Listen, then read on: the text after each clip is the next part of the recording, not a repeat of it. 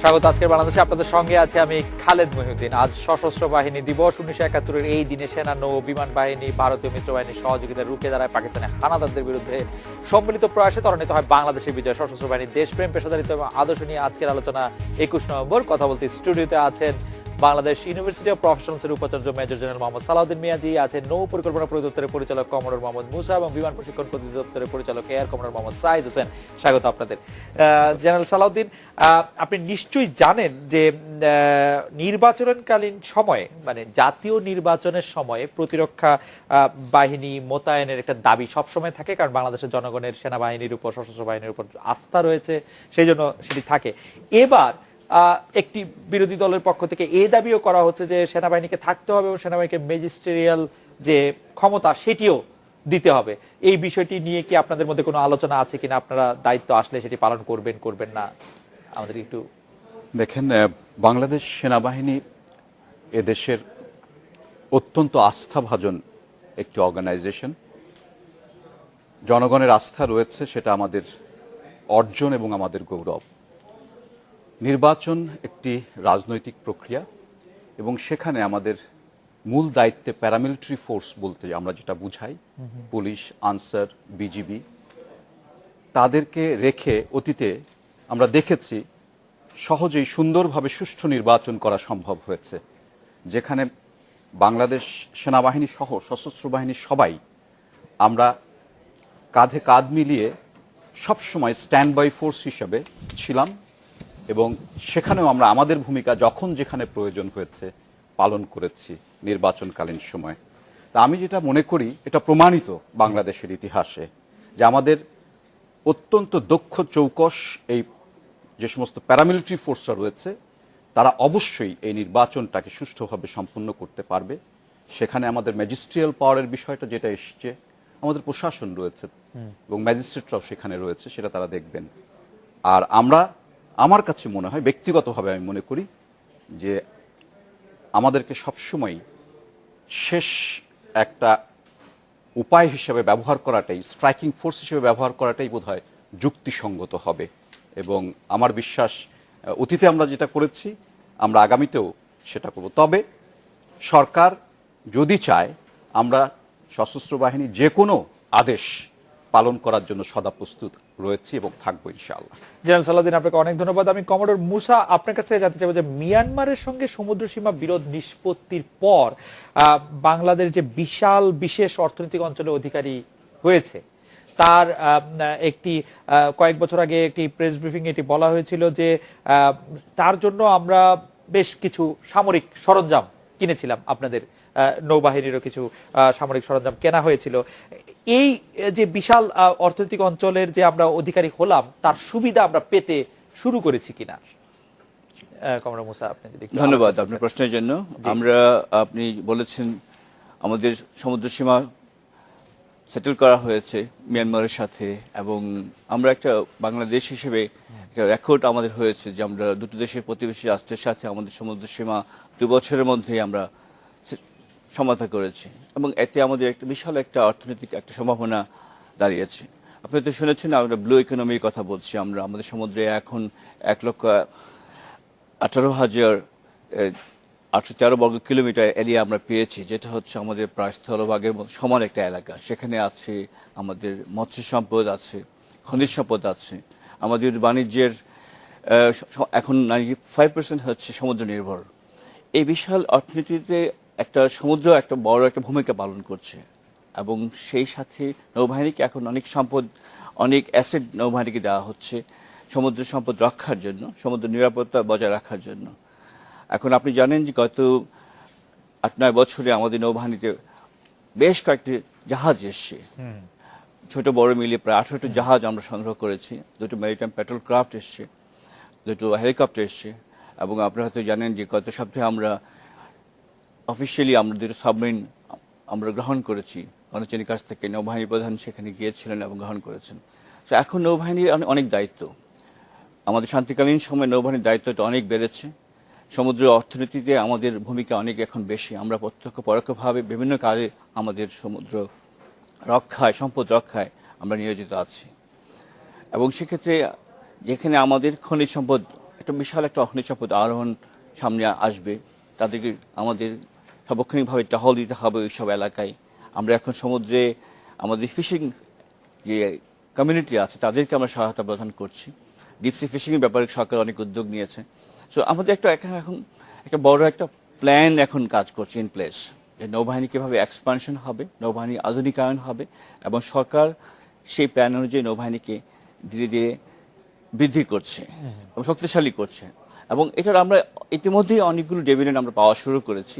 কিভাবে অর্থনীতিতে আমরা নৌবাহিনী পরোক্ষভাবে প্রত্যক্ষভাবে কিভাবে আমরা কন্ট্রিবিউট করছি, এবং দেশের আমার এখন মনে হয় যে আমাদের একটা মেরিটাইম ডোমেইন অ্যাওয়ারনেস তৈরি হয়েছে, যে how to contribute in the maritime security. আমরা যখন মিয়ানমার থেকে আমাদের সমুদ্র সীমাটি বুঝে পেলাম, তখন নৌবাহিনী থেকে বলা হয়েছিল যে আমাদের আরেকটু সক্ষমতা লাগবে, কারণ আমরা একটা বিস্তৃত অঞ্চল পেয়েছি যেটা আমাদেরকে গার্ড দিতে হবে, বা যেটি আপনি বলছিলেন।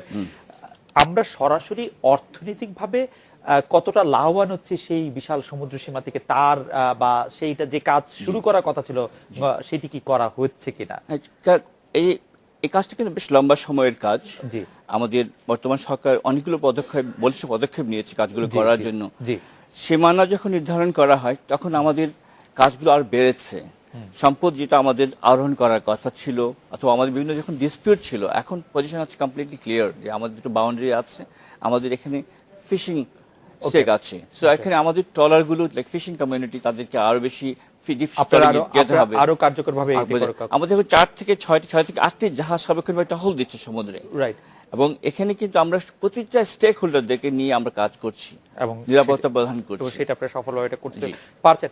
এয়ার কমোডর সাইদ, আমি আপনার কাছ থেকে জানতে চাইবো যে গত বিমান বাহিনী প্রতিষ্ঠিত হওয়ার পর থেকে আমরা যদি গত 4টি দশক দেখি, এই 4 দশকে আমরা আসলে বিমান বাহিনীর ক্ষেত্রে সবচেয়ে সিগনিফিকেন্ট কি উন্নতি বা উন্নয়ন সাধন করেছি বা সাধারণত দেখছি? ধন্যবাদ আপনাকে। প্রথমে আমি ইন্ডিপেন্ডেন্ট টেলিভিশনের মাধ্যমে দর্শক শ্রোতাদের এবং দেশবাসীকে এই সশস্ত্র বাহিনী দিবসের শুভেচ্ছা জানাচ্ছি। Thank you so much. আপনি যেটা জানতে চেয়েছেন যে গত 4 দশকে বিমান বাহিনীর উন্নতি, যদি আমি একটু পিছনে ফিরে তাকাই, যখন বাংলাদেশ বিমান বাহিনী সেই 28শে সেপ্টেম্বর ডিমাপুরে, নাগাল্যান্ডের ডিমাপুরে যখন প্রথম শুরু হয়, তারপরে স্বাধীনতার পরে বঙ্গবন্ধুর সময় শুধুমাত্র তৎকালীন 1973 সালে তৎকালীন মিগ-21 বিমান, তৎকালীন অত্যাধুনিক মিগ-21 বিমান দিয়ে শুরু করে, মিগ-21 বিমান, MI-8 helicopter and AN-24, AN-26 বিমান দিয়ে শুরু হয়। জাস্ট হাতে গোনা কয়েকটি, খুব একটা মডেস্ট স্টার্ট। তারপরে থেকে গত 4 দশকে বিভিন্ন সময় বিমান বাহিনীতে উত্তরোত্তর সমৃদ্ধি হয়েছে, রেডার যোগ হয়েছে, অত্যাধুনিক যন্ত্রপাতি, সরঞ্জাম, জঙ্গি বিমান, এবং আপনি জানেন যে 2000 সালে মিগ-29 বিমানের মতো 4র্থ প্রজন্মের বিমান বাংলাদেশ বিমান বাহিনীতে যোগ হয়েছে। পাশাপাশি আমরা C-130 হারকিউলিস বিমান, আপনার MI-17 হেলিকপ্টার, এবং অতি সম্প্রতি কিছুদিন আগে আমাদের Yak-130 বিমান রাশিয়া থেকে আমাদের বিমান বহরে যোগ হয়েছে। পাশাপাশি আপনি যে একটু আগে বলছিলেন যে সমুদ্র সীমার জয়, আসলে সমুদ্র সীমার পাশাপাশি একটা বিশাল কিন্তু আকাশ সীমা এর মধ্যে এসেছে, এবং এর সাথে কিন্তু বিমান বাহিনীর কিন্তু একটা বিমান বাহিনীর কর্তব্যের মধ্যে পড়ে সে আকাশ সীমাকে রক্ষা করার জন্য। এবং এই রক্ষা করতে কিন্তু আমরা ইতিমধ্যে আরো কিছু আমরা সার্চ অ্যান্ড রেস্কিউ হেলিকপ্টার ক্রয় করেছি, এবং ভবিষ্যতে, এবং যেটা লং রেঞ্জ আমরা MP এয়ারক্রাফট বলি, সেটাও আমাদের পরিকল্পনা রয়েছে। আমি বলবো যে গত এই 4 দশকে সেই স্টার্ট, একটা মডেল স্টার্ট থেকে আজকে বিমান বাহিনী একটা বিশাল আকার ধারণ করেছে, এবং এইটার এই কন্টিনিউশনটা চলতে থাকবে, এবং আমরা বিশ্বাস করি ভবিষ্যতে আমরা আরো উত্তরোত্তর উন্নতি করতে পারবো। জনাব সালাউদ্দিন, আরেকটি বিষয় নিয়ে অনেক আলোচনা হচ্ছে, সেটা হচ্ছে যে সমরাস্ত্র কেনার ক্ষেত্রে রাশিয়ার থেকে যে সমরাস্ত্র কেনা হয়েছিল 2013 সালে প্রায় $100 কোটি ডলারের সমপরিমাণ সমরাস্ত্র কেনার মধ্যে সেই তালিকায় ট্যাঙ্ক বিধ্বংসী মিসাইল, মেথিস M1, কর্নেট টি, সাজোয়া BTR-80, BTR-80K, রকেট লঞ্চার এবং আরো এরকম জিনিসপত্র ছিল, এন্টি এয়ারক্রাফট অ্যাটাক মিসাইল এবং অন্যান্য যেগুলি ছিল। সেগুলি কি বলা হচ্ছিল যে সেগুলি আসলে 2020 সালকে লক্ষ্য নির্ধারণ করে সশস্ত্র বাহিনী যে আধুনিকায়ন হচ্ছে, সশস্ত্র বাহিনী যে বড় হচ্ছে, সেটাও একটা পরিকল্পনার একটা অংশ ছিল। আমরা সেই ক্ষেত্রে কতটুকু আগালাম, আমাদের প্রোগ্রেসটা কিরকম হলো, সে বিষয়ে আপনি কোনো আলোকপাত করবেন কিনা? আমার মনে হয় একটা আধুনিক সামরিক বাহিনীর জন্য যে ধরনের সমরাস্ত্র প্রয়োজন, প্রয়োজনের তাগিদেই আমাদেরকে এই আধুনিক অস্ত্রশস্ত্রে সুসজ্জিত হতে হবে, সাংগঠনিক অবকাঠামোগুলোকেও সেভাবে ঢেলে সাজাতে হবে। সেই হিসাবেই আমাদের এই রূপকল্প, এবং এই রূপকল্পের সাথে সামঞ্জস্য রেখেই রাশিয়া থেকে যে সমরাস্ত্রগুলো আনার পরিকল্পনা গ্রহণ করা হয়েছে, এটা বর্তমান সরকার এবং মাননীয় প্রধানমন্ত্রীর একটি যুগোপযোগী পদক্ষেপ, এবং এর মধ্য দিয়ে আমরা সত্যিকার অর্থেই আরও যুগোপযোগী এবং আরো শক্তিশালী সামরিক বাহিনীতে রূপান্তরিত হতে সেই পারবো। অস্ত্রগুলি কি আমাদের দেশে এসে পৌঁছেছে সব? এটা প্রক্রিয়াধীন প্রক্রিয়াধীন রয়েছে রয়েছে। এবং ধাপে ধাপে এগুলো আসবে। সে সময় আরেকটি কথা এরকম ছিল যে এগুলি আমরা যখন জাতিসংঘ শান্তিরক্ষা মিশনে আপনারা যখন যান তখন সেখানেও ব্যবহার করা হবে এবং সেগুলির মানে সেগুলির জন্য আমরা কিছু বাড়তি টাকাও পাবো, সেই প্রক্রিয়াটি কি শুরু হয়েছে? You are absolutely correct. এখানে আমরা ইতিমধ্যেই শান্তিরক্ষী বাহিনীতে অংশ হিসেবে যে সমস্ত অস্ত্রগুলো বা সরঞ্জামগুলো নিয়ে যাচ্ছি সেটার জন্য রিইম্বার্সমেন্ট পেয়ে থাকি, অর্থাৎ আমরা ইউএন থেকে সেই টাকাগুলো পেয়ে থেকে থাকি, এবং এই অস্ত্রগুলো যেগুলো আমরা ইতিমধ্যেই ব্যবহার করছি সেগুলোর পাচ্ছি, এগুলো আসলে আরো বেশি হবে আমাদের আয়গুলো। তো সুতরাং এটা আরেকটা বিষয় রয়েছে যেটা জানা দরকার, এই আধুনিক অস্ত্রশস্ত্র দিয়ে সুসজ্জিত সেনাবাহিনী যদি আমরা তৈরি না করি, ইউএন এর রিকোয়ারমেন্ট যেটা রয়েছে, জাতিসংঘের যে রিকোয়ারমেন্ট রয়েছে, সেই রিকোয়ারমেন্টটা ফুলফিল করতেও কিন্তু আমরা পিছিয়ে পড়ব। সেদিক থেকেও এই অস্ত্রশস্ত্র যেগুলো রাশিয়া থেকে আমরা কেনার পরিকল্পনা করেছি তা আমাদেরকে অন্যান্য সেনাবাহিনীর সদস্যদের সাথে তাল মিলিয়ে চলার জন্য সুযোগ করে দিবে, এবং বৈদেশিক আয়গুলো রিইম্বার্সমেন্ট হিসাবে আসবে দেশে ফিরে। আমরা একটা বিরতি নিচ্ছি, বিরতির পর যখন ফিরবো তখন আপনাদের কাছে আমি একটি বিষয় নিয়ে জানতে চাইবো যেটি নিয়ে আসলে আমাদের দেশের গণমাধ্যমে খুব বেশি আলাপ হচ্ছে না। আমি শুধু প্রশ্নটা এভাবে করে রাখি যে সেনাবাহিনী বা সশস্ত্র বাহিনীর সাথে গণমাধ্যম কথা বলা বা আন্তঃসম্পর্কটি এটি তুলনামূলকভাবে নতুন, সেই নতুন সম্পর্কটিকে আপনারা কতটা চ্যালেঞ্জের মধ্যে দেখেন? মিডিয়া আপনাদের খুব বেশি বিরক্ত করে কিনা বা খুব বেশি তাবেদারি করে কিনা, কোনটা করে আমরা একটু শুনবো আপনার কাছ থেকে। একটু বিরতি নিয়ে ফিরছি আপনাদের কাছে।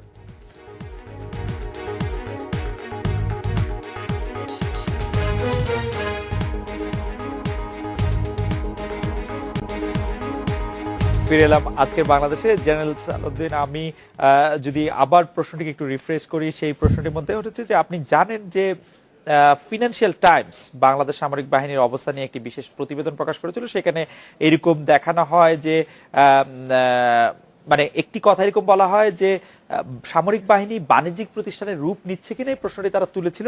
তারা এই প্রশ্ন অনেকের মনে আছে বলে তারা এটা বলছে যে এই প্রকাশ্যে এটি জিজ্ঞাসা করা খানিকটা বিপজ্জনক, কারণ সেনাবাহিনী কর্মকাণ্ড নিয়ে কোনো প্রশ্ন করা বাংলাদেশে গণমাধ্যমের সাধ্যের বাইরে।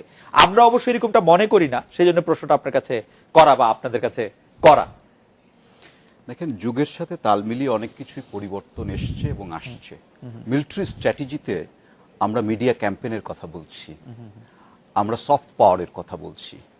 এই দুটো বিষয়ই সরাসরি মিডিয়া সম্পৃক্ত, এবং আমার দৃঢ় বিশ্বাস যে আধুনিক যুগের এই পরিবর্তনগুলোর সাথে তাল মিলিয়ে আমাদের সামরিক বাহিনীও অনেকখানি এগিয়ে এসছে, এবং মিডিয়া ফ্রেন্ডলি থেকে শুরু করে মিডিয়া ম্যানেজমেন্ট থেকে শুরু করে আমাদের অনেক ধরনের প্রশিক্ষণ আমরা গ্রহণ করছি, এবং যারই বহিঃপ্রকাশ আপনারা দেখছেন যে আমরা আগের চেয়ে আরও অনেক বেশি মিডিয়ার সাথে সম্পৃক্ত হচ্ছি, মিডিয়াকে ব্যবহার করছি এবং মিডিয়ার সাথে আমরা মত বিনিময় করছি। তো যে বিষয়টা আপনি বললেন যে আমরা এই বিষয়গুলো নিয়ে একটা দূরত্ব বজায় রাখার চিন্তা ভাবনা রয়েছে, আসলে জিনিসটা তা নয়। বিষয়টা আমরা এভাবে বলতে পারি যে একটা সাইকি হয়তো ছিল যেটা সময়ের তালে তালে চেঞ্জ হওয়া শুরু হয়েছে, এবং এই সম্পর্কটা আরো সুন্দর, আরো দ্রুততার সাথে এগিয়ে যে একটা মিডিয়া ফ্রেন্ডলি বলাটার চেয়ে বলবো যে মিডিয়াকে আমরা সম্পৃক্ত করতে চাই, যেভাবে সম্পৃক্ত আছে পুরো সমাজের সাথে, এবং আমরাও সেই সমাজের অংশ হিসেবেই সম্পৃক্ত করতে চাই আমাদের মিলিটারি স্ট্র্যাটেজি এবং মিলিটারি অঙ্গনে বা সামরিক বাহিনীর পরিধিতেও। আমি যদি একটু যোগ করি এটার সাথে, আসলে বর্তমান যুগে কিন্তু মিডিয়াকে আলাদা করে রাখা সম্ভব না, ইচ্ছা করলে আমরা আলাদা করে রাখা যাবে না। আর আমরা এখন দেখবেন যে কোনো কার্যকলাপকে মিডিয়াকে সম্পৃক্ত করি, যেভাবে স্যার বলছিলেন, কোনো আমাদের নিজস্ব যখন কোনো এক্সারসাইজ হয় তখন আমরা সব মিডিয়াকে আমরা সেগুলো ব্রিফ করা হয়। আমাদের দেশ থেকে যখন কোনো ভিন্ন দেশে আমাদের এয়ারক্রাফট আমরা পাঠাচ্ছি, এয়ারক্রাফট ইন্ডাকশন হচ্ছে, সবসময় মিডিয়াকে ডাকা হচ্ছে। ইভেন আপনারা হয়তো জেনে খুশি হবেন যে আমাদের বিভিন্ন যে কোর্সগুলো হচ্ছে, আমাদের ডিফেন্স সার্ভিসের কোর্সগুলো, একটা হচ্ছে সেটা স্টাফ কলেজ কোর্স হোক, এনডিসি কোর্স হোক, দেশের বাইরে, এই মিডিয়া হ্যান্ডলিং কিন্তু এটা শেখানো হয় যে কিভাবে মিডিয়ার সাথে সম্পৃক্ত হতে হবে, কথা বলতে হবে, বা কিভাবে মিডিয়াকে হ্যান্ডেল করতে হবে। কিন্তু মিডিয়াকে in বাইরে general রেখে মিডিয়া আপনাদের কোনো প্রশ্ন করলে আপনার কি বিরক্ত হন? আমার মনে হয় না কখনোই কেউ বিরক্ত হবে। জেনারেলি জেনারেল সালাউদ্দিন আপনার কি বিরক্ত হয়? বিরক্ত হওয়ার আমার মনে হয় তেমন কিছু নেই। যে বিষয়টা আসে সেটা একটা, যে আমাদের একটা লেভেল থাকে, যে লেভেলে কে কি ধরনের প্রশ্নের উত্তরটা দেওয়া উচিত হবে, যে কোনো সরকারি কর্মকর্তা সেই জিনিসটার ব্যাপারে বোধহয় এখনো আমাদের যে মিডিয়া ম্যানেজমেন্ট যেটা রয়েছে, আমাদের স্পোকসম্যান যেটা রয়েছে, যেটা আমরা অন্যান্য সেনাবাহিনীতে বহির্বিশ্বে দেখে থাকি, they go and ask specific question on the spokesman, right? তো আমরা সেই কালচারটা ডেভেলপ করতে পারলে বোধহয় আমাদের এই সমস্যা। আমরা আসলে আমি মিডিয়াকে আমরা এখন দেখি মিডিয়াকে আমরা বলি এখন ফোর্স মাল্টিপ্লায়ার হিসেবে দেখি। আমাদের যে কোনো একটা অপারেশন যখন হচ্ছে, একটা ইনকারশন হচ্ছে, একটা নতুন ইভেন্ট হচ্ছে, আমরা মিডিয়াকে ইনভলভ করি। সমুদ্রে আমরা নিয়ে যাচ্ছি, তারা মহড়া দেখছে। আমাদের যে এসব অপারেশন হচ্ছে, আমাদের জলদস্যু দমন হচ্ছে, আমাদের বিভিন্ন পেট্রোলিং এ আমরা যেসব অ্যাচিভমেন্ট হচ্ছে, কি কি ধরনের চ্যালেঞ্জ আমরা ফেস করছি, আজকে মিডিয়া সব কিছু আমাদের সাথে জানে এবং আমাদের সাথে they become a stakeholder. এতে আমাদের জন্য সুবিধা হয় যে আমাদের বাংলাদেশের যে এখন লো ইকোনমি, আমাদের মেরিটাইম সিকিউরিটির প্রতিটা আসপেক্ট মিডিয়া জানছে এবং জনগণকে জানাচ্ছে। এতে অ্যাওয়ারনেসটা ডেভেলপ করছে মাচ মোর দ্যান বিফোর। এতে করে মিডিয়া, আমরা যেটা আমাদের জেনারেল সালাউদ্দিন বললেন একটু আগে, information is the fourth element of national power. National পাওয়ারের ভিতরে অংশ, এবং মিডিয়াকে নিয়ে এখন পুরো world is working with media and we are, কারণ মিডিয়া ছাড়া কিন্তু এই প্রকাশটা হবে না। Our activities, our actions, our achievements. General সালাউদ্দিনের কথা ধার করেই বলি যে আমরা সব উন্নত দেশে, উন্নত গণতন্ত্রে কিন্তু স্পোকস পার্সনের মাধ্যমে মিলিটারি কথা বলে। সেই স্পোকস পার্সন মিলিটারির একজন লোক হন, তিনি বলেন। আমাদের দেশে এরকম একজন স্পোকস পার্সন থাকার অসুবিধাটা কোথায়, বা থাকলে ভালো হতো কিনা, সেই ব্যাপারটা আপনারা ভাবছেন কিনা, আপনার কি মনে হয় কমরেড মুসা? হ্যাঁ, আমাদের নৌসদর দপ্তরে আমাদের এক ডাইরেক্টরেট আছে যারা মিডিয়ার সাথে কাজ করেন, এবং তারা রেগুলার আপনাদের সাথে ইন্টারাকশন হয় এবং প্রতিটা লেভেলে তারা ইন্টারাকশন করেন, কিন্তু তাদের কেউ আসলে মুখপাত্র বা স্পোকস পার্সন সেরকম নন যাদেরকে আমরা প্রশ্ন করতে পারি। যেমন জেনারেল সালাউদ্দিন, আমরা যদি আপনাকে এই প্রশ্ন করতে চাই যে যে ব্যবসা প্রতিষ্ঠানের সঙ্গে সেনাবাহিনী যুক্ত রয়েছে, সেই ব্যবসা প্রতিষ্ঠানগুলি নিয়ে আমাদের মনে যে প্রশ্ন আছে, সেই প্রশ্নগুলি আমরা কাকে করব? তো সেটার ক্ষেত্রে আমরা, এটার ব্যাপারে আমাদের আইএসপিআর আছে। জি, আইএসপিআর সাধারণত প্রশ্ন জবাব দেয় না। দ্বিতীয়ত, রেসপেক্টিভ অর্গানাইজেশন যারা রয়েছে, জি, তারাও কিন্তু এখানে প্রশ্নের উত্তর দিচ্ছে এবং তারাও ইন্টারঅ্যাক্ট করছে। কিন্তু আমি এখানে যে লিডটা নিতে চাই এবং আপনাদের মাধ্যমে, এই মিডিয়ার মাধ্যমে জনগণকে জানাতে চাই যে আর্ম ফোর্সেস যে সমস্ত প্রতিষ্ঠানের মধ্য দিয়ে কমার্শিয়াল বেসিসে কাজ করছে, এখান থেকে অর্জিত বা উপার্জিত অর্থগুলো কিন্তু আমাদের সম্পূর্ণ ওয়েলফেয়ার ফান্ডে যাচ্ছে, কল্যাণ কাজে যাচ্ছে। এবং এই কাজগুলো ব্যাপক এবং এর ব্যাপ্তিটা এতই যে এটা সত্যি আমাদের জন্য একটা বিরাট সাপোর্ট বয়ে নিয়ে আসছে। তো এটাকে শুধুমাত্র আমরা যদি ব্যবসায়িক দৃষ্টিকোণ থেকে দেখি, তা না, আরেকটা বিষয় রয়েছে যে আমরা যে কাজগুলো করছি আমাদের এই অর্গানাইজেশনগুলোর মধ্য দিয়ে, তার কোয়ালিটি দেখুন, তার টাইম ফ্রেমের ভিতরে তাদের প্রফেশনালিজমটা দেখুন। যে আমরা যে রাস্তা করছি, ব্রিজ করছি, আমরা মেশিন টুলস ফ্যাক্টরি করছি, আমরা বিদ্যুৎ উৎপাদন করছি ডিজেল প্ল্যান্টের মধ্য দিয়ে, আমাদের এফিসিয়েন্সি এবং আউটপুটটাও কিন্তু একটা উল্লেখযোগ্য ভূমিকা রাখছে এবং অন্যদেরকে কিন্তু একটা উদাহরণ সৃষ্টি করে। অবশ্যই, কিন্তু সেটি যদি আমরা আরো বেশি সামনে নিয়ে আসতে পারতাম, আমরা যদি জানাতে পারতাম এবং এক ধরনের স্বচ্ছতা এবং জবাবদিহিতা তৈরি হতো, তাহলে হয়তো মানে এটি আরো বেশি সামনে, মানে যদি কথার মধ্যে থাকতো। এখন এটি তো একটু আড়ালে, সেই জন্য হয়তো নানা ধরনের। এয়ার কমান্ডার সাইদ, আমি আপনার কাছ থেকে জানতে চাইবো একটু অন্য বিষয়। দর্শক জানতে চাইছেন যে যেসব নারী কর্মকর্তা এয়ারফোর্সে জয়েন করছেন, তাদের সাফল্যের বিষয়ে আপনারা কতটা আশাবাদী? তারা আসলে সেই অর্থে আপনাদের মতো দুর্দান্ত পাইলট তারাও হতে পারবেন কিনা? এই প্রশ্নটা আসলে প্রাসঙ্গিক আমি বলবো। আমরা কিন্তু 2000 সাল থেকে প্রথমে বিমান বাহিনীতে নারী কর্মকর্তাদের নিয়োগ শুরু করি, এবং এটা জাস্ট গত বছর 2 বছর হলো আমরা কিন্তু বিমান বাহিনীতে প্রথমভাবে সামরিক মহিলা বৈমানিকদের নেওয়া শুরু করেছি। এবং এদের ক্ষেত্রে কিন্তু, এই মহিলা বৈমানিকদের ক্ষেত্রে কিন্তু পাশাপাশি যে আমাদের পুরুষ বৈমানিক যারা বা যেই ট্রেনিং একইভাবে করে আসতো, এখানে কোনো শর্টকাটের কোনো স্কোপ নেই কিন্তু।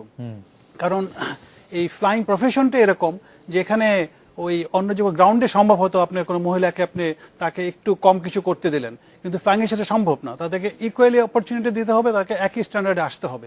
তো আমি বলবো যে শুরু থেকে যে মহিলা পাইলট যাদের নেওয়া হচ্ছে তারা খুবই ভালো করছে আমি বলবো, কারণ যারা যোগ্য, যারা নাকি একই সাথে আগে আসতে তাদেরকে শুধু নেওয়া হচ্ছে এবং এরা খুবই ভালো করছে আমি বলবো। আমরা ইতিমধ্যে হেলিকপ্টার পাইলট হয়েছে, ট্রান্সপোর্ট পাইলট হয়েছে এবং তারা তাদের পুরুষ যে পাশাপাশি কলিগদের পাশাপাশি সবকিছু করে যাচ্ছেন।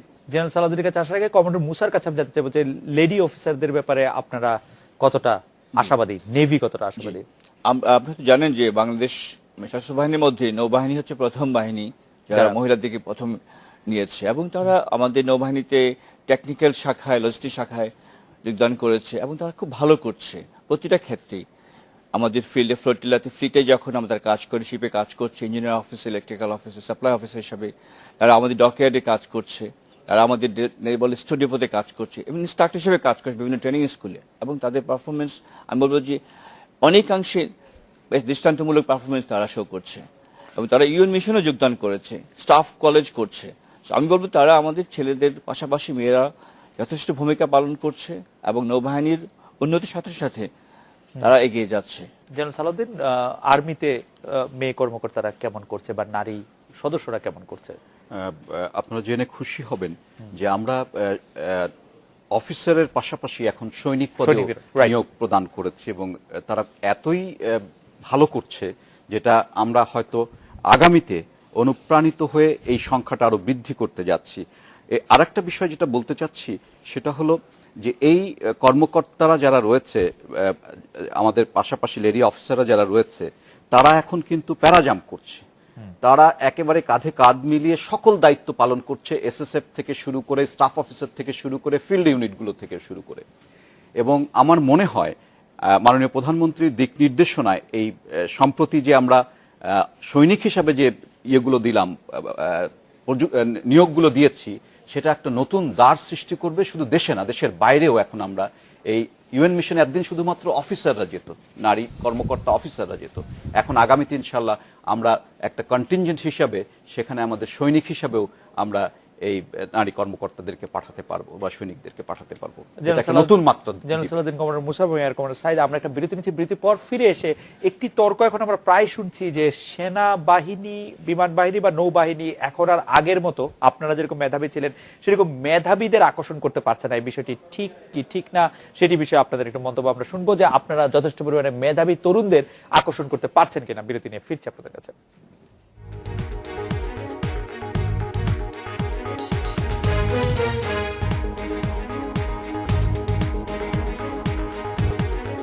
ফিরে এলাম আজকে বাংলাদেশে। জেনারেল সালাউদ্দিন, আমি জানতে চাইছিলাম যে আপনারা সেনাবাহিনীতে নতুন সদস্য, সৈনিক বা কর্মকর্তা নিয়োগের ক্ষেত্রে মেধা আকর্ষণ করতে পারছেন না আগের মতো, এটি হচ্ছে একটি প্রচলিত কথা বা কেউ কেউ এটি বলছেন, আপনি এটির সাথে একমত কিনা?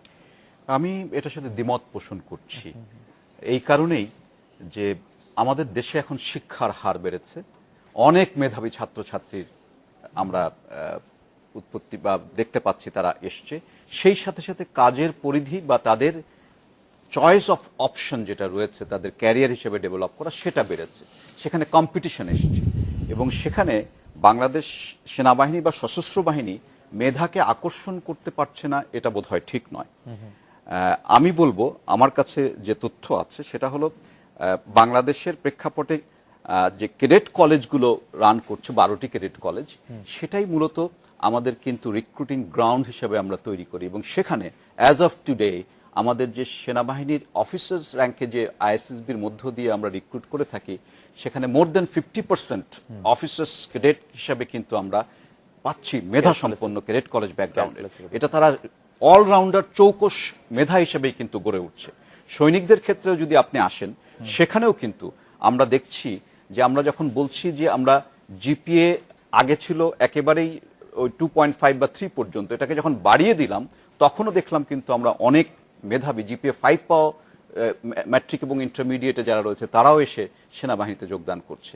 এমনকি লাইন এতই বড় যে আমরা সবাইকে আমাদের কোটার কারণে অ্যাকোমোডেটই করতে পারছি না। সুতরাং এটার সাথে আমি দ্বিমতই করব। মেধা সম্পন্ন অনেক আমরা পাচ্ছি, তবে সেখানে আমরা আরো মেধাটাকে কিভাবে বাড়াতে পারি বা তৈরি করতে পারি সেটা আসতে পারে। কিন্তু এখন যেহেতু চয়েস অফ অপশন অনেক বেড়ে গেছে, সেখানে ক্যারিয়ার অপরচুনিটি পারসুয়েশনটা, চয়েসটা কিন্তু ওই সমস্ত মেধাবীদের উপরই রয়ে গেছে। কমরেড মুসা, আপনি জানেন যে আমরা এখন বাংলাদেশ নৌবাহিনী এখন একটা 3 ডাইমেনশনাল ফোর্স।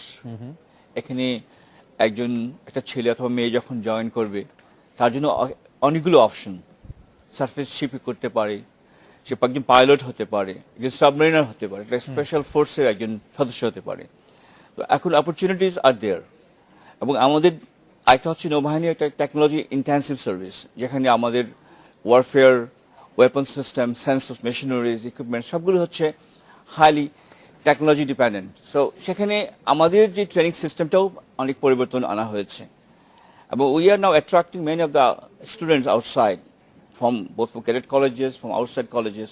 কারণ হচ্ছে এই বাহিনী এখন এতগুলো উইন্ডো ওপেন যে যে কোনো সাইডে একটা ছেলে অথবা মেয়ে সে পার্সু করতে পারে। এবং এতে করে আমি বলবো যে নৌবাহিনীর যে ট্রেনিং যে রেভলিউশনটা হয়েছে, যে আমি বলবো যে এখানে আগের চেয়ে অপরচুনিটি আরও বেড়েছে মেধাবী ছাত্রছাত্রীদের এখানে নিয়োগের জন্য, ভর্তি হওয়ার জন্য। কারণ তাকে একটা ক্যারিয়ার একটা গ্যারান্টি দিচ্ছে to go to certain extent, যেখান থেকে সে কর্পোরেট ওয়ার্ল্ড ও আউটসাইড ওয়ার্ল্ড যে কোনো জায়গার সাথে ম্যাচ করতে পারে, and he or she can contribute. এটি হচ্ছে একটা বড় একটা অ্যাচিভমেন্ট নৌবাহিনীর জন্য। এয়ার কমোডর সাইদ, আপনি কি মনে করছেন যে নতুন যারা নিয়োগ পাচ্ছেন তাদের সম্পর্কে? আমি একইভাবে বলবো যে মেধা আগের চেয়ে যে কম বা আকর্ষক হচ্ছে তা কিন্তু না। কারণ অ্যাপারেন্টলি মনে হতে পারে যে স্যার যেটা বললেন যে আউটসাইড অপরচুনিটি অনেক বেড়ে গিয়েছে, তো অপরচুনিটি বাড়াতে ওদের বিভিন্ন অপশন আছে। কিন্তু আমি যদি বিমান বাহিনীর কথা বলি, বিমান বাহিনীর গত কয়েক বছরের কথা বলি, আমরা কোনোভাবেই কিন্তু মেধার সাথে কম্প্রোমাইজ করতে পারি না, ওই মেধা কম্প্রোমাইজ করি না আমরা। কিন্তু গত অ্যাটলিস্ট কয়েকটা বছর ধরে আমরা দেখতে পাচ্ছি যে আমরা যা চাহিদা তার চেয়ে অনেক বেশি করে আসছে। এবং জিডি পাইলট হিসেবে মাঝে যেটা হচ্ছিল যে অ্যাপারেন্টলি পাইলটদের কম আকর্ষণ করা যাচ্ছিল মনে হচ্ছিল আপাত দৃষ্টিতে, কিন্তু তা না। আমরা গতবার দেখতে পেয়েছি যে আমাদের যা প্রয়োজন তার চেয়ে আরও অনেক বেশি আমাদের পাচ্ছি, এবং এটা মেধার লেভেলটা মেনটেন করে আমরা পাচ্ছি। আমরা এবং সবাইকে নিতেও পারবো না। তো আমি একইভাবে বলবো যে ঠিক এই মুহূর্তে যেহেতু আমাদের অনেক স্কোপ বেড়েছে, বাংলাদেশ বিমান বাহিনী আরও বিস্তৃতি লাভ করেছে, 4th জেনারেশন এয়ারক্রাফট এসেছে, অন্যান্য ইকুইপমেন্ট আসছে, তো অনেক তরুণ তরুণী এটা আকর্ষিত হচ্ছে। এবং আমি বলবো যে অনেক মেধাশালী তরুণ তরুণীরা আকর্ষিত হচ্ছে বিমান বাহিনীতে জয়েন করার জন্য। এ ব্যাপারে আমি আরেকটা পয়েন্ট বলতে চাই, সেটা হলো যে আমরা কিন্তু এখন উচ্চশিক্ষায় সব সুযোগ দিচ্ছি যারা আমাদের সেনাবাহিনী বা সশস্ত্র বাহিনীতে জয়েন করছে। এখানে ডাক্তার হওয়ার সুযোগ আছে, এখানে ইঞ্জিনিয়ার হওয়ার সুযোগ আছে, এখানে বিবিএ এমবিএ করার সুযোগ আছে, ইভেন পিএইচডি রিসার্চ ওরিয়েন্টেড কাজ করারও সুযোগ আছে, যেটা কিন্তু আগে ছিল না। যার জন্য কিন্তু এই মেধাবী ছাত্রছাত্রীরা আরও আকর্ষিত হয়েই এখানে তাদের পারসুয়েশন অফ ক্যারিয়ারের পাশাপাশি নলেজ এনহান্সিং করছে, যেটা কিনা আফটার রিটায়ারমেন্টে তাদেরকে দেশে এবং দেশের বিভিন্ন প্রতিষ্ঠানে নিয়োগ প্রাপ্তি এবং তাদের অবদান রাখারও সুযোগ সৃষ্টি করছে।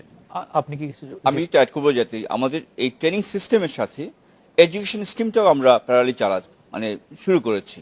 এতে হয় কি, একজন নাগরিক যখন জয়েন করবে নৌবাহিনীতে, সে কিন্তু তার চাহিদা অনুযায়ী তার যে কন্টেম্পোরারি আর একটা ছেলে অথবা মেয়ে থাকবে বা ইউনিভার্সিটি, তার সমসাময়িকভাবে শিক্ষাগত যোগ্যতা অর্জন করতে পারবে। এবং সে কিন্তু শুধু নেভিতে না, সশস্ত্র বাহিনীতে না, সে সব জায়গায় কন্ট্রিবিউট করতে পারছে। সো তার জন্য একটা বড় opportunity joining in the arm forces.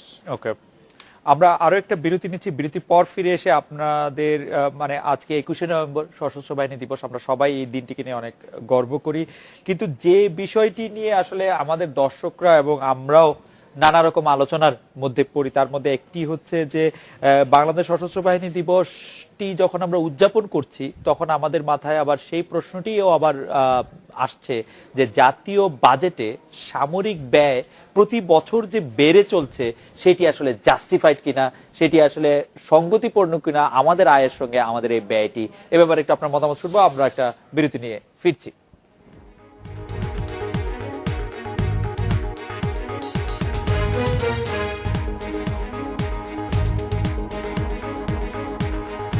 ফিরে এলাম আজকে বাংলাদেশে। জেনারেল সালাউদ্দিন, বিরতির আগে আপনার কাছ থেকে জানতে চাইছিলাম, আপনাদের কাছ থেকে জানতে চাইছিলাম যে বাজেটের সাথে সঙ্গতিপূর্ণ কিনা, আমরা সামরিক যে ব্যয় করছি সেটি আসলে জাস্টিফাইড কিনা। আপনি বাজেট সম্পর্কে জানতে চেয়েছেন, তার আগে আমি একটা বিষয় একটু আলোকপাত করতে চাচ্ছি। যদি আপনি অনুমতি দেন। Please. সেটা হলো আজকে 21শে নভেম্বর কথা আপনি বলেছিলেন ব্রেকের আগে। জি। এই দিনটার তাৎপর্য এবং এই দিনটি আমাদেরকে ইতিহাসের কথা স্মরণ করিয়ে দেয়, মুক্তিযুদ্ধের ইতিহাস। তো এই সম্পর্কে বলার আগেই আমি গভীর শ্রদ্ধা ভরে স্মরণ করছি আমাদের জাতির পিতা বঙ্গবন্ধু শেখ মুজিবুর রহমান সহ 30 লক্ষ বাঙালি যারা আত্মহুতি দিয়েছেন মুক্তিযুদ্ধে, যাদের জন্য আজকে আমরা এখানে বসে আছি, তাদের আত্মার মাগফিরাত এবং বিধি আত্মার মাগফিরাত কামনা করছি। সেই সাথে সর্বকালের সর্বশ্রেষ্ঠ সন্তান মুক্তিযোদ্ধারা যারা বেঁচে আছেন বা মৃত্যুবরণ করেছেন, তাদেরও আত্মার মাগফিরাত কামনা করছি। এই দিনটাকে স্মরণ করে আমি এখন বাজেটের কথায় ফিরে আসছি। সেটা হলো ডিফেন্স বাজেট এর সাথে সামগ্রিক বাজেটের একটা রেশনাল বা রেশিও সবসময় নির্ধারিত হয়ে থেকে থাকে।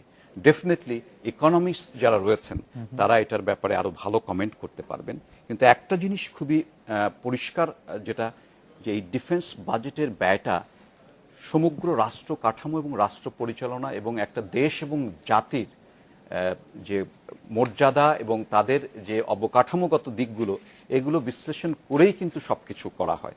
তো আমার মনে হয় বাংলাদেশ এখন যেভাবে উন্নতির দিকে এগিয়ে যাচ্ছে এবং সেইটার সাথে তাল মিলিয়ে ডিফেন্স সার্ভিসকে অর্থাৎ সশস্ত্র বাহিনীকেও কিন্তু তৈরি করতে হবে, তা না হলে ভারসাম্যটা রক্ষা হবে না।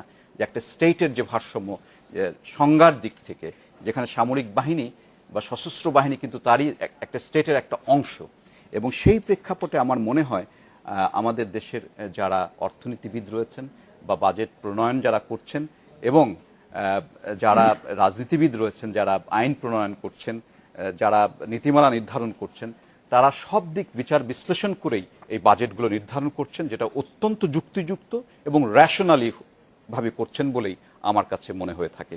এটাকে আমরা যদি বলি বেশি হয়ে যাচ্ছে, সে কথাটা একেবারেই বোধহয় পরিসংখ্যান বা অন্যান্য দিক থেকে যাচাই না করে বলাটা ঠিক হবে না।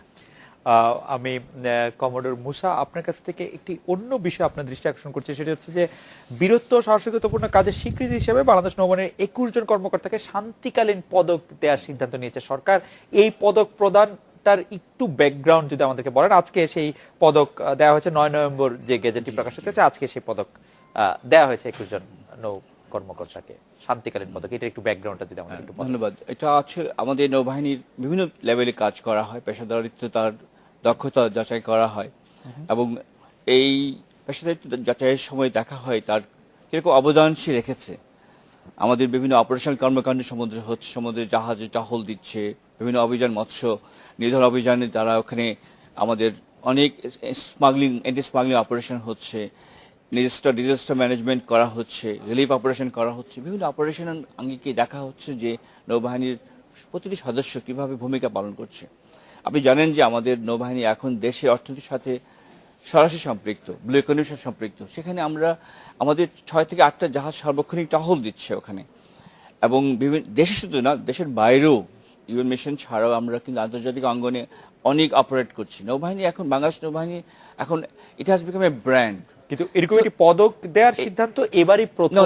এটা গত 2 বছর ধরে চালু হয়েছে। এই পদক দেওয়ার সিদ্ধান্তটি নেওয়ার পেছনে কি কোনো কারণ? এটা হচ্ছে ইন্সপায়ার করা, একজন সদস্য কাজ করছে, তাকে আপনি ইন্সপায়ার করার জন্য, এতে করে অন্যান্যরা তাদেরকে কিভাবে চুজ করা হয়? তাদেরকে চুজ করা হয় আমাদের একটা স্ট্যান্ডিং কমিটি আছে, তাদের প্রতি অঞ্চল থেকে, অধিনায়কের কাছ থেকে তাদের রিপোর্ট আসবে, সুপারিশ আসবে, সেটাকে স্টাডি করে পর্যালোচনা করে যারা ডিজার্ভ করে তাদেরকে সেটা দেওয়া হচ্ছে। এতে করে সার্ভিসে অনেকগুলো পজিটিভ সাইডও আছে, যে আমাদের জেনারেল মাস যারা আছে, অফিসার সাইলার, তারা বিভিন্ন লেভেলে দে গেটিং ইন্সপায়ার্ড এবং ভালো কাজের জন্য, সাহসিকতার জন্য তারা এগিয়ে যাচ্ছে। এয়ার কমান্ডার সাইদ, আমি আপনার কাছে যেটা জানতে চাইবো, এটা আমাদের দর্শকদের জানার ইচ্ছা যে অনেক দিন ধরে একটি বিষয় ঘোরাফেরা করে আমাদের পাবলিক ডোমেইনে, এবং সেটি আজকেও এটি ব্যতিক্রম নয়, প্রশিক্ষণ বিমান। আমাদের প্রশিক্ষণ বিমানগুলি কি সত্যি অনেক ঝুঁকিপূর্ণ? বিমান বাহিনীর প্রশিক্ষণ বিমান শুনলেই মানুষ একটু ঘাবড়ে কি যায়, যাদের আত্মীয় স্বজন, ছেলে মেয়ে? আমি যদি প্রথম থেকে বলি, প্রশিক্ষণ বিভিন্ন ধাপ আছে। প্রথমে একদম যেটা বেসিক প্রশিক্ষণ যে বিমান দিয়ে চলছে আমাদের বাংলাদেশ বিমান বাহিনীতে, চায়নার নির্মিত প্রশিক্ষণ বিমান হচ্ছে PT-6 এয়ারক্রাফট। সত্যিকার অর্থেই সেটা বিমানকে শুধু দেখে বা এটার আপাত দৃষ্টিতে দেখে মনে হতে পারে পুরনো বা অনেক পুরনো, সেটা ভালো কি খারাপ সেটাকে যাচাই করা যাবে না। প্রত্যেকটা বিমান ওঠার আগে সে বিমানের যতটুকু আমাদের ইন্সপেকশন হয় ওইটাকে রেডি করা হয়, একদম সম্পূর্ণভাবে যদি প্রস্তুত না হলে কোনো বিমানকে ওঠানো হয় না। এটা হলো আপনার বেসিক ট্রেনিং। তারপরে ধরেন প্রত্যেকটা এয়ারক্রাফটের ট্রেনিং বিমান থাকে আমাদের, তারপরে হয় jet trainer, helicopter trainer, advance jet trainer. আমরা অতি সম্প্রতি যেটা রাশিয়ার থেকে নিয়েছি Yak-130, এটা কিন্তু অ্যাডভান্স জেট ট্রেনার অথবা লিড ইন ফাইটার এটাকে অবশ্য বলি। এটা কিন্তু এবার ট্রেনিং এয়ারক্রাফট। আমরা যদি F-7 ফ্লিট ফাইটার একটা মধ্যে ফাইটার ট্রেনার থাকে, ওইটাও কিন্তু একটা ট্রেনিং বিমান। এবং কোনো বিমানই কিন্তু আসলে পুরাতন না ঝুঁকিপূর্ণ না। যদি বিমান ঝুঁকিপূর্ণ হয় সেই বিমান আমরা কোনো অবস্থাতে আমরা আকাশে উড়াবো না। তো ওই অর্থে আমি বলবো যে না, কোনো বিমান প্রশিক্ষণ বিমান যে পুরনো বা ঝুঁকিপূর্ণ তা অবশ্যই না। এবং এই মানে এটা যদি আমি একটু পার্সপেক্টিভ ফেলি, এই ঝুঁকিটি কি বিশ্বের অন্য দেশের তুলনায় বেশি ঝুঁকিপূর্ণ নাকি একই রকম ঝুঁকিপূর্ণ? আমি সরাসরি কম্প্যারিজনে যাব না, কিন্তু আমি যদি তারপরে বলবো যে স্ট্যাটিস্টিক্স আমার কাছে এই মুহূর্তে নেই, কিন্তু আশেপাশের অন্যান্য এয়ারফোর্সের সাথে তুলনা করি আমাদের ফ্লাইট সেফটি রেকর্ড অনেক অনেক ভালো। আমি যদি স্ট্যাটিস্টিক্স নিয়ে আসতে পারতাম, দেখাতে পারতাম যে আমাদের ফ্লাইট সেফটি রেকর্ড এতটাই ভালো যেটার সাথে যে কোনো আমাদের আশেপাশে যে কোনো নেবারিং কান্ট্রির চেয়ে ভালো। এটা আসলে প্রমাণ করে যে আমরা আসলেই যে কোনো প্রশিক্ষণ হোক বা সেটা অপারেশনাল হোক, সর্বক্ষেত্রে আমরা কোন অবস্থায় সেই ঝুঁকিটা নিব না যে না, যে বিমানটা ভালো নেই সেই অবস্থায় সেটাকে আমরা উড়াতে নিয়ে যাব। জেনারেল সালাউদ্দিন, আমরা একদম শেষ পর্যায়ে চলে এসেছি অনুষ্ঠানের। আমরা যে বিষয়টি আপনার কাছে এখন জানতে চাইবো সেটা হচ্ছে জাতিসংঘ শান্তিরক্ষা কমিশনে আপনি কন্টিনজেন্টের বাংলাদেশ, সুদানে বাংলাদেশ কন্টিনজেন্টের, সাউথ সুদানে বাংলাদেশ কন্টিনজেন্টের আপনি সেক্টর কমান্ডারের দায়িত্ব পালন করছেন। আমাদের প্রশ্নটি আসলে, আমরা যে জাতিসংঘের শান্তি মিশনে কোন সৈনিক বা কোন অফিসার যাবেন সেটি বাছাই করার প্রক্রিয়াটি আমরা আসলে কিভাবে সম্পন্ন করি পরিবর্তিত পরিস্থিতিতে, এখন যখন নানা ধরনের এক্সট্রিমিস্ট গ্রুপ নানা তৈরি হচ্ছে আমাদের, সেক্ষেত্রে সেটি বাছাই করার ক্ষেত্রে আপনারা নতুন কোনো প্যারামিটার যুক্ত করছেন কিনা? যেহেতু বাংলাদেশের শান্তিরক্ষা মিশন আমাদের জন্য যত সুনাম বয়ে নিয়ে আসছে, আমার ধারণা ক্রিকেট টিম না বাংলাদেশ শান্তিরক্ষা মিশন কে বেশি সুনাম বয়ে নিয়ে আসছে তা নিয়ে একটি আলোচনা হতেই পারে। এখানে প্রথম বিষয় হলো কোন ধরনের সৈনিক এবং কোন ধরনের ইকুইপমেন্ট যাবে এটা নির্ধারণ করে কিন্তু ইউএন হেডকোয়ার্টার। তারা চাহিদা দেয় এবং আমরা তৈরি থাকি। আমাদের বিপসট নামে একটা ট্রেনিং ইনস্টিটিউট আছে যেটা শান্তিরক্ষী বাহিনী সম্পৃক্ত বিভিন্ন ধরনের ট্রেনিং গুলো দেয়। তো সেই ট্রেনিং নিয়ে আমরা কিন্তু উপযোগী হয়ে বসে থাকি। ইকুইপমেন্টের ব্যাপারেও কিন্তু ইউএন থেকে স্পেসিফাই করে দেওয়া হয় এই ইকুইপমেন্ট। সেই ইকুইপমেন্টের উপরও কিন্তু ট্রেইনড ম্যানপাওয়ার তৈরি করতে হয়। তো আমরা কিন্তু এইভাবে ইকুইপমেন্ট ওরিয়েন্টেড, ইউএন এর ডিমান্ড ওরিয়েন্টেড এবং আমাদের এই বিপসট নামে যে প্রতিষ্ঠানটি রয়েছে সেটার মধ্য দিয়ে কারিকুলাম তৈরি করে আমরা ট্রেইনড ম্যানপাওয়ার রেডি রাখি এবং সেই রিজার্ভ থেকে বা সেই লিস্ট থেকেই আমরা নির্বাচনটা করে থাকি কয়েকটা বিষয়ের উপর ভিত্তি করে। প্রথমত হলো আমরা দেখি যে কোন আর্মস অ্যান্ড সার্ভিসেসের কতজন যাবে, কিভাবে যাবে, এবং সেখানে আমরা রোটেট করি এক ইউনিটের পর আর এক ইউনিট এবং সেটা দেখার চেষ্টা করি। তার যোগ্যতা, কোয়ালিফিকেশন, সেটাও আমরা দেখার চেষ্টা করি সো দ্যাট ওখানে যে তারা পারফর্ম করতে পারে ভালোভাবে, যাতে করে দেশের ঐতিহ্য এবং দেশের সুনামটাকে তারা রক্ষা করতে পারে। তার মানসিকতা বা মানবিকতা টেস্ট করার কোন রকম কোনো উপায় আমাদের আছে কিনা বা সেটা আমরা করি কিনা? আসলে কারণ আমাদের শান্তিরক্ষা বাহিনী ছাড়া আর অন্য অনেক বাহিনীর বিরুদ্ধে অনেক ধরনের অভিযোগ আমরা দেখি, আমাদের একেবারেই কম নেগলিজিবল। এটার মূল কারণ হলো আমরা ইন এইড অফ সিভিল পাওয়ারে জনগণের সাথে কাজ করে অত্যন্ত অভ্যস্ত এবং আমরা প্রমাণ করেছি যে আমরা জনগণের সাথে কাঁধে কাঁধ মিলিয়ে সকল ধরনের কাজ করতে পারি। এটাই কিন্তু আমাদের ট্রেনিং গ্রাউন্ড হিসেবে কাজ করেছে। আমরা পার্বত্য চট্টগ্রামে যে ধরনের কাজ করেছি, প্যাসিফিকেশনের কাজ করেছি, ঠিক একই ধরনের ওই ট্রেনিংটা আমাদের কাজে লেগেছে শান্তিরক্ষী মিশনে যখন আমরা কাজ করি সেখানে যে। তো এই ইন এইড অফ সিভিল পাওয়ারে জনগণের সাথে সম্পৃক্ত হয়ে, সিভিল অ্যাডমিনিস্ট্রেশনের সাথে সম্পৃক্ত হয়ে, প্যারামিলিটারির সাথে সম্পৃক্ত হয়ে কাজ করার অভিজ্ঞতাটা কিন্তু অন জব ট্রেনিং হিসেবে আমাদের কাজে লেগেছে। এবং পার্বত্য চট্টগ্রামে আমাদের যে কার্যক্রমগুলো রয়েছে, প্যাসিফিকেশনের কার্যক্রম বা আমাদের ডোমিনেশনের কার্যক্রম, সেগুলো কিন্তু আমাদের ওখানে অনেক কাজে লাগে শান্তিরক্ষী বাহিনীর বিভিন্ন মিশন। আমি জানি না এই প্রশ্নটা জবাব দেওয়ার সময় আপনাদের হবে কিনা, আমরা খুব ছোট করে। জি, আমি বলতে চাই অনুরভাবে যে আমাদের জাহাজ টহল দিচ্ছে, জি, এখানে বিভিন্ন ধরনের অপারেশন করছে, সেরকম ভাবে অপারেশন করছে 6000 মাইল দূরে লেবাননে গিয়ে মাল্টিন্যাশনাল মেরিটাইম টাস্ক ফোর্সকে। সো এখানেই প্রশিক্ষণটা হয়ে যাচ্ছে while operating in the own sea area.